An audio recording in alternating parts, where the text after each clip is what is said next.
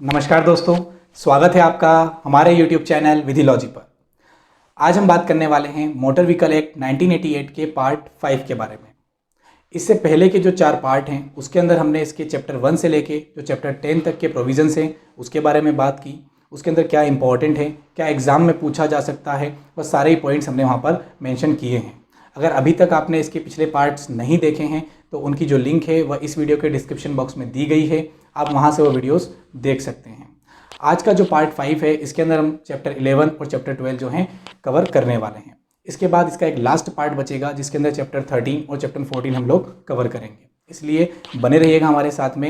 यह एक्ट हम जल्द से जल्द कंप्लीट करेंगे और जिसे ही एक्ट कंप्लीट होता है आपके एडीपीओ के जो सिलेबस के जो सब्जेक्ट्स हैं, अगर हम मेजर एक्ट्स को हटा देते हैं तो बाकी सारे ही सब्जेक्ट्स जो हैं वो कंप्लीट हो जाएंगे। एक एनडीपीएस एक्ट जो बचता है वह हम इस एक्ट को कंप्लीट करने के बाद शुरू करने वाले हैं, इसलिए बने रहिएगा। तो दोस्तों शुरू करते हैं वीडियो, लेकिन उससे पहले अगर आप हमारे चैनल पर नए हैं तो प्लीज़ सब्सक्राइब अवर चैनल, और अगर आपको हमारी वीडियोस पसंद आती है तो उसे लाइक और शेयर जरूर करें। चलिए शुरू करते हैं। Chapter 11 insurance of motor vehicles against third party risk, motor यानों का पर व्यक्ति जोखिमों के विरुद्ध बीमा। इस चैप्टर के अंदर थर्ड पार्टी इंश्योरेंस से रिलेटेड जो प्रोविजंस हैं वो किए गए हैं। सबसे पहले हम बात करते हैं सेक्शन 145 डेफिनेशंस। इसके अंदर जो डेफिनेशंस दी गई हैं वह सारी ही एक बार आपको रीड कर लेना है, पर उनमें से जो इम्पॉर्टेंट हैं एग्जाम पर्पस से वो हमने यहाँ पर मेंशन की है। सबसे पहले देख लेते हैं hit and run motor accident क्या होता है। Hit and run motor accident जो है यह कोई ऐसी दुर्घटना अभिप्रेत है जो ऐसे किसी मोटरयान या मोटरयानों के उपयोग से हुई है जिनकी पहचान इस प्रयोजन हेतु युक्ति युक्त प्रयास करने के बावजूद भी अभिनिश्चित नहीं की जा सकती। यानी कि अगर कोई एक्सीडेंट होता है किसी मोटर व्हीकल से और उस एक्सीडेंट के बाद उस मोटर व्हीकल को नहीं ढूंढा जा सकता है, उसकी पहचान नहीं हो पाई है, तो ऐसी स्थिति में जो है उसे हिट एंड रन एक्सीडेंट कहा जाता है। इसके बाद हम बात करते हैं प्रॉपर्टी। इस अध्याय के अंदर जो प्रॉपर्टी की डेफिनेशन दी गई है उसके अंदर क्या क्या आता है यह हमें यहाँ पर याद रखना है, क्योंकि एग्जाम में पूछा जा सकता है। तो यहाँ पर जो संपत्ति है उसमें आएगा road, bridge, culverts, causeways, trees, post, milestone, baggage of passengers and goods carried in any motor vehicle. यानी कि सड़क, पुल, पुलिया, सेतु, स्तंभ या जो मील के पत्थर हैं वो, या फिर किसी मोटरयान के अंदर जो यात्रियों का सामान है या कोई माल अगर वो लेकर जा रहा है, तो ये सारी ही वस्तुएं जो हैं जो सारी ही जो हैं ये संपत्ति के अंतर्गत आती हैं। तो ये आपको यहाँ पर याद रखना है। इसके बाद थर्ड पार्टी कौन होगा, यानी कि परपक्षकार। तो इसके अंदर गवर्नमेंट और जो वाहन है, परिवहन यान है, उसका ड्राइवर और उसका कोवर्कर, ये 3 लोग जो हैं यहाँ पर थर्ड पार्टी के अंतर्गत आते हैं। तो ये आपको यहाँ पर याद रखना है कि कौन कौन आता है और कौन नहीं आता है। इसके बाद बात करते हैं section 146 necessity for insurance against third party risk. इसके अंदर बताया गया है कि परपक्षकार जोखिमों के विरुद्ध बीमा की आवश्यकता। इसको अगर शॉर्ट में हम समझें तो इसमें यही कहा गया है कि किसी भी व्हीकल को, यानी कि किसी भी मोटरयान को बिना थर्ड पार्टी इंश्योरेंस के किसी पब्लिक प्लेस पर चलाने के लिए अनुमति नहीं दी जाएगी और ना ही चलाया जाएगा, और अगर कोई ऐसा करता है तो वह इस एक्ट के अंदर उसका उल्लंघन माना जाएगा। तो सिर्फ यही एक इम्पॉर्टेंट इसकी जो है टर्म है जो आपको याद कर लेनी है, इससे ज़्यादा इस सेक्शन के अंदर और कुछ इम्पॉर्टेंट नहीं है। इसके बाद जो है सेक्शन 147 की अगर हम बात करें तो उसे एक बार सिर्फ आप हेडिंग रीड कर लीजिएगा। उसमें बताई गई है requirement of policies and limits of liability. जो कि इंश्योरेंस पॉलिसी होती है उसके अंदर जो लिमिट्स ऑफ लायबिलिटी होती है वो किसके पास होगी, किसके ऊपर होगी, क्या क्या उसके अंदर कवर किया जाएगा, ये सारी चीज़ें वहाँ पर लिखी होती हैं। तो उससे रिलेटेड प्रोविज़न जो हैं सेक्शन 147 के अंदर किए गए हैं, बट वो एग्जाम पर्पज से हमारे लिए इतना इंपॉर्टेंट नहीं है। इसके बाद अगर हम बात करें सेक्शन 148 की, उसके अंदर बताया गया है व्यतिकारी देश में जारी की गई बीमा की पॉलिसी की विधि मान्यता, यानी कि validity of policies of insurance issued in reciprocating countries. यहाँ पर रेसिप्रोकेटिंग कंट्रीज से तात्पर्य है कि अगर कोई 2 देश आपस में जो है उनके यहाँ पर रोड ट्रांसपोर्ट होता है, तब ऐसी स्थिति में वहाँ पर जो इंश्योरेंस पॉलिसीज़ दी जाती हैं तो वह दोनों देशों में लागू होनी चाहिए। उससे रिलेटेड जो प्रोविज़न है वो सेक्शन 148 में किए गए हैं, तो इसको सिर्फ एक बार आप यहाँ पर रीड कर सकते हैं। अब हम बात करते हैं सेक्शन 149 की। ये इंपॉर्टेंट सेक्शन है, यहाँ से क्वेश्चन बन सकता है, इसलिए इसे अच्छे से रीड कीजिएगा। इसमें बताया गया है settlement by insurance company and procedure therefor, बीमा कंपनी द्वारा निपटारा और उसके लिए प्रक्रिया। जो इंश्योरेंस के लिए क्लेम आते हैं उसका कैसे निपटारा किया जाएगा, उसकी क्या प्रोसीजर होगी, क्या प्रक्रिया होगी, उससे रिलेटेड जो प्रोविज़न हैं वो सेक्शन 149 के अंदर किए गए हैं।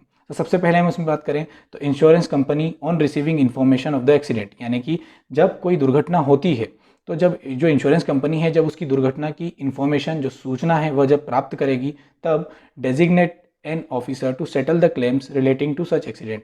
तो उससे रिलेटेड जो एक ऑफिसर जो है वो वहाँ पर असाइन करेगी उसे, और उसे यह जो है कार्य देगी कि उससे रिलेटेड जो क्लेम बनता है उसके बारे में जो है उसका सेटलमेंट कर क्या रहा है। Offer to the claimant for settlement before the claims tribunal within 30 days, यानी कि जो क्लेम सेटलमेंट है वो उसे ट्रिब्यूनल के पास पेश होने के 30 दिनों के अंदर जो है उसे इसके बारे में जो सेटलमेंट है, क्लेम सेटलमेंट, वो यहाँ पर करना होगा। तो यही जो प्रोसेस है वो पूरी यहाँ पर सेक्शन 149 में दी गई है। इसमें जो टर्म आपको याद रखनी है वह दो चीज़ें हैं। जो थर्ड पॉइंट यहाँ मेंशन किया गया है कि claims tribunal within 30 days, और दूसरा payment shall be made within 30 days from the date of settlement, यानी कि जो सेटलमेंट है वो एक्सीडेंट की डेट से 30 डेज के अंदर करना है। दूसरा, सेटलमेंट होने के बाद जो जिस डेट को सेटलमेंट निश्चित हुआ है उसके बाद जो पेमेंट है, जो अमाउंट है, वो आपको सेटलमेंट डेट से 30 डेज के अंदर देना है। तो ये दोनों ही जो टर्म है वो आपको यहाँ पर याद रखनी है। इसके बाद अगर हम बात करें सेक्शन 150 की, तो उसके अंदर दिया गया है duty of insurers to satisfy judgments and awards against persons insured in respect of third party risk. पर पक्षकार जोखिमों की बाबत बीमाकृत व्यक्तियों के विरुद्ध निर्णयों और पंचाटों को तुष्ट करने के बीमाकर्ता के कर्तव्य। तो जो ड्यूटीज़ दी गई हैं उन्हें आप एक बार रीड कर सकते हैं। एग्जाम पर्पज से यहाँ पर ऐसा कोई क्वेश्चन नहीं बनता है। अब हम बात करें सेक्शन 151 की, rights of third party against insurers और इंसॉल्वेंसी ऑफ इंश्योर्ड। यहाँ पर जो है अधिकार दिए गए हैं थर्ड पार्टी यानी पर पक्षकार के अगेंस्ट इंश्योरर्स, और जो इंसॉल्वेंसी यानी कि जो इंश्योर्ड है जिसको बीमा किया गया था, अगर वो इंसॉल्वेंसी दिवालिया हो जाता है तो ऐसी स्थिति में जो अधिकार हैं थर्ड पार्टी के पास वो कैसे क्या होंगे, उससे रिलेटेड जो प्रोविज़न है वो सेक्शन 151 में किए गए हैं। तो उसे भी एक बार सिर्फ आप हेडिंग और उसकी एक रीडिंग कर सकते हैं। जो क्वेश्चन बनेगा वो सीधे सीधे यहाँ पर जो है सेक्शन बेस्ड बनेगा कि सेक्शन 151 के अंदर क्या दिया गया है, या फिर right of third party against insurers और इंसॉल्वेंसी ऑफ इंश्योर्ड कौन से सेक्शन में दिया गया है। तो ये दोनों ही तरीके से पूछा जा सकता है, तो इसे एक बार आप रीड कर लीजिएगा। इसके बाद के जो सेक्शंस हैं सेक्शन 152 से लगाकर सेक्शन 156 तक, उनकी सिर्फ हेडिंग आपको याद रखनी है, ऐसा कुछ इंपॉर्टेंट एग्जाम पर्पज से उसमें नहीं दिया गया है। तो सबसे पहले हम बात करते हैं सेक्शन 157 की। इसके अंदर बताया गया है transfer of certificate of insurance, बीमा के प्रमाण पत्र का अंतरण। तो ये कब होता है और कैसे होता है, उससे रिलेटेड जो प्रोविज़न है वो यहाँ पर किए गए हैं। इससे पहले वाला जो सेक्शन है सेक्शन 156, उसके अंदर बीमा प्रमाण पत्र का प्रभाव के बारे में बात की गई है।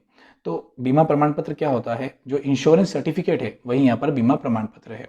तो उससे रिलेटेड जो प्रोविज़न है वो सेक्शन 157 में किए गए हैं। तो इसमें बताया गया है the certificate of insurance and the policy described in the certificate shall be deemed to have been transferred in favour of the person to whom the motor vehicle is transferred with effect from the date of its transfer.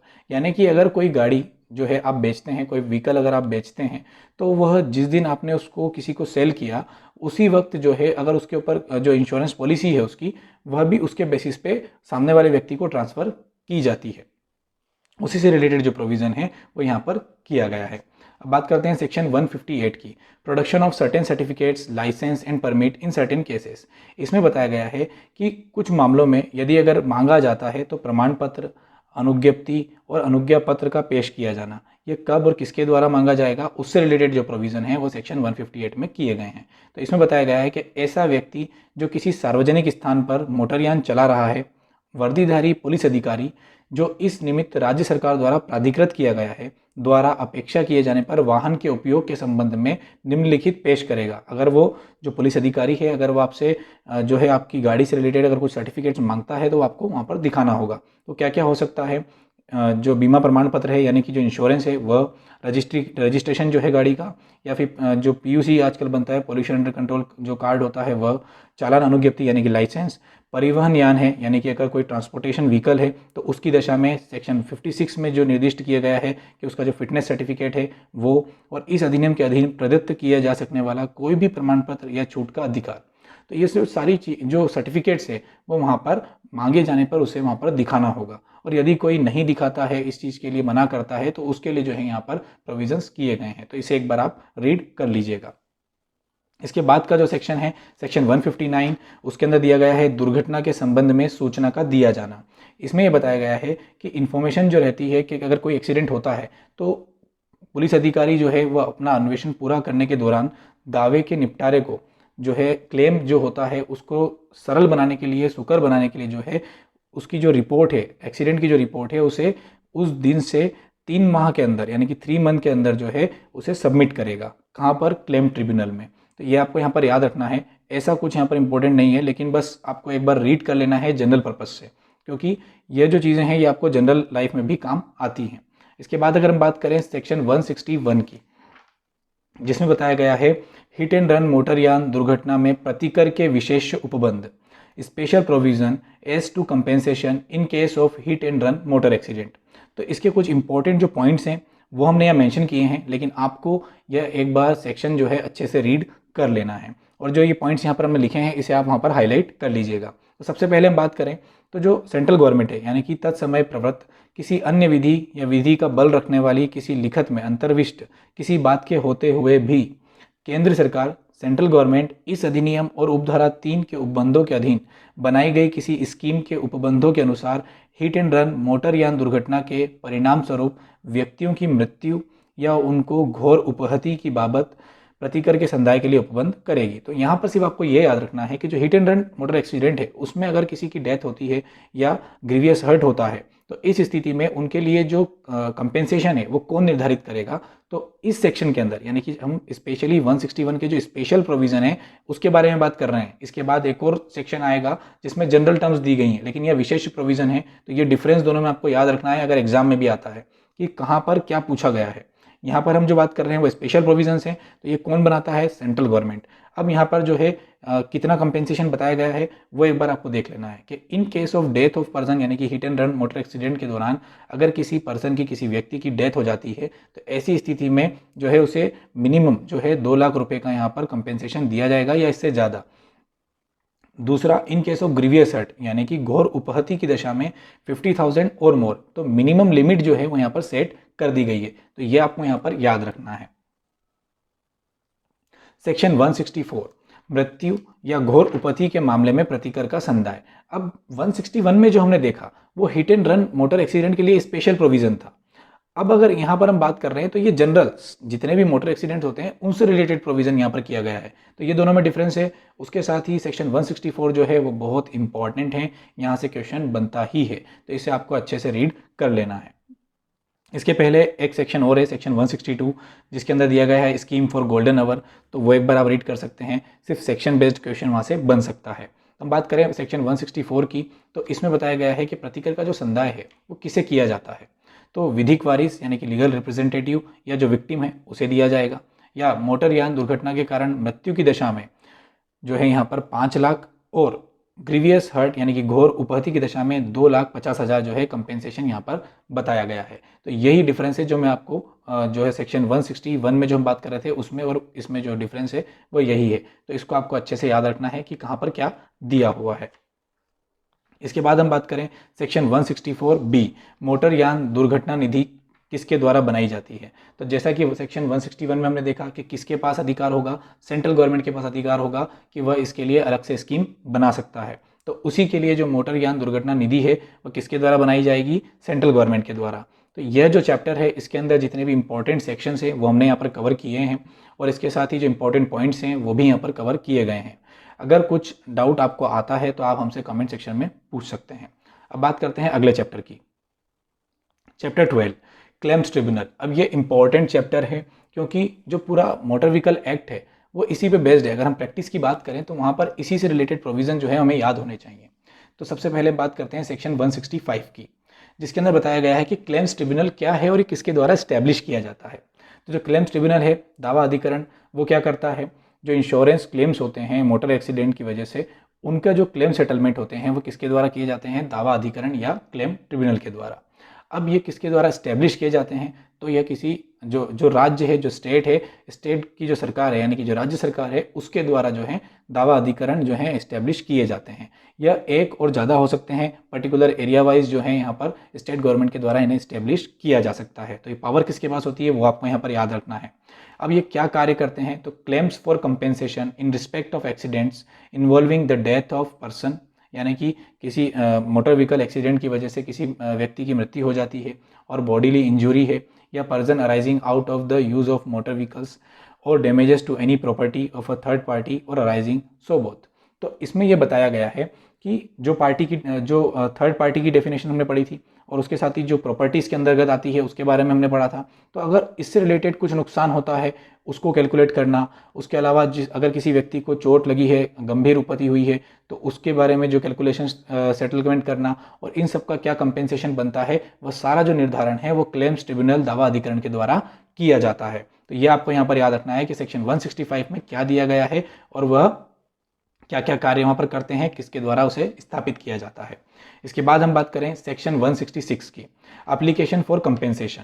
Section 165 हमने देखा कि claim tribunal होगा, उसके अंदर जो है जो claims है वो सेटल किए जाएंगे, लेकिन वो सेटल कब किए जाएंगे उसके बारे में जो प्रोसेस है वो स्टार्ट होती है सेक्शन 166 से, कि सबसे पहले एक एप्लीकेशन दी जाती है कंपेंसेशन के लिए। और ये एप्लीकेशन किसके द्वारा दी जाएगी, तो ये एप्लीकेशन जो है made by the person, owner of the property, legal representative या कोई एजेंट, यानी कि 4 जो पर्सन है वो यहाँ पर डिस्क्राइब किए गए हैं। या तो जिसका एक्सीडेंट हुआ है वह स्वयं यानी कि जो विक्टिम है वो कर सकता है, या अगर किसी प्रॉपर्टी को नुकसान पहुंचा है तो जो ऑनर ऑफ द प्रॉपर्टी है, जो उसका मालिक है, वो यहाँ पर कर सकता है। इसके अलावा जो लीगल रिप्रेजेंटेटिव है यानी कि विधिक प्रतिनिधि जो है वो यहाँ पर इसके लिए एप्लीकेशन दे सकता है प्रतिकर के लिए, और या फिर कोई ऐसा एजेंट जिसे यहाँ पर नियुक्त किया गया है वह भी यहाँ पर कंपेंसेशन के लिए विक्टिम के बिहाफ में जो है दे सकता है। तो ये सारे लोगों के बारे में आपको यहाँ पर पता होना चाहिए। जहाँ कोई व्यक्ति सेक्शन 164 के अधीन प्रतिकर स्वीकार करता है वहाँ दावा अधिकरण के समक्ष इसकी जो दावा याचिका है वह व्यवगत हो जाएगी यानी कि लैप्स हो जाएगी। यहाँ पर यह बताया गया है कि अगर सेक्शन 164 के अंदर ऑलरेडी उसने कोई कंपेंसेशन ले लिया है, तब अगर वह क्लेम्स ट्रिब्यूनल के अंतर्गत आकर कोई एप्लीकेशन लगाता है कंपेंसेशन की सेम केस में, तो ऐसी स्थिति में जो एप्लीकेशन होगी वह लैप्स हो जाएगी। तो ये एक इंपॉर्टेंट पॉइंट है जो हमने मेंशन किया है, इसे आपको याद रखना है। उसके अलावा जो प्रतिकर के लिए जो आवेदन है वह दुर्घटना के बाद 6 माह के अंतर्गत देना होता है, तभी जो है क्लेम ट्रिब्यूनल उसको एक्सेप्ट करेगा। तो ये दोनों पॉइंट जो हैं आपको यहाँ पर याद रखने हैं। Section 168 award of the claims tribunal, दावा अधिकरण का अधीन निर्णय।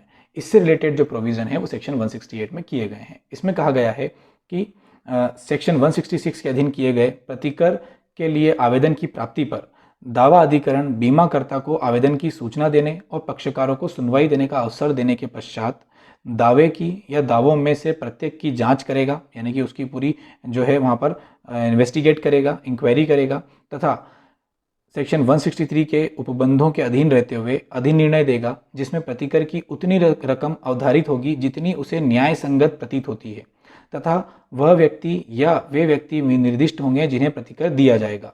तो यह जो पॉइंट है सिर्फ आपको ये रीड करना है, ये जनरल पर्पस से आपको याद होना चाहिए कि जो दावा अधिकरण यानी कि जो क्लेम ट्रिब्यूनल है वो उसको कैसे सेटल करता है। तो सबसे पहले जो एप्लीकेशन आएगी उस एप्लीकेशन के अंदर जो पार्टीज़ हैं उन्हें वो सूचित करेगा कि वह इसके ऊपर जो है इंक्वायरी कर रहा है। फिर उसकी जो है जांच करेगा कि जो क्लेम के लिए एप्लीकेशन आई है वो जो बताई गई है वो सही है या नहीं है। सही होती है तो उसके लिए जो युक्त जो प्रतिकर बनता है वो निर्धारित करेगा, और वह किसे दिया जाना है वह भी उस अवार्ड के अंदर मेंशन करेगा। तो ये सारी जो चीज़ें हैं ये आपको यहाँ पर याद रखनी है। इसके बाद हम बात करते हैं सेक्शन 169 की, जिसके अंदर बताया गया है procedure and powers of claim tribunal. ये आपको याद रखना है कि जो क्लेम्स ट्रिब्यूनल है यानी कि जो दावा अधिकरण होते हैं उनकी प्रोसीजर प्रक्रिया क्या होती है और उनके पास क्या शक्ति होती है।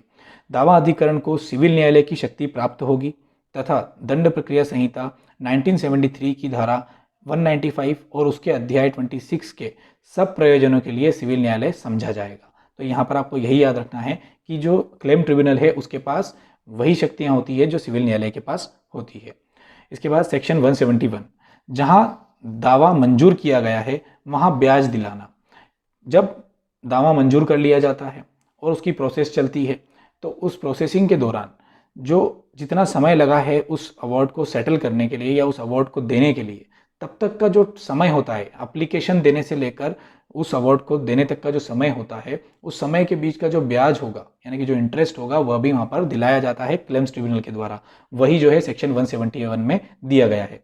जहाँ दावा मंजूर किया गया है वहाँ ब्याज दिलाना, प्रतिकर की रकम के अतिरिक्त यानी कि कंपेंसेशन की जो अमाउंट है उसके अतिरिक्त उस तारीख से जो दावा करने की तारीख से पहले की ना हो, साधारण ब्याज सिंपल इंटरेस्ट जो है वो यहाँ पर दिया जाएगा।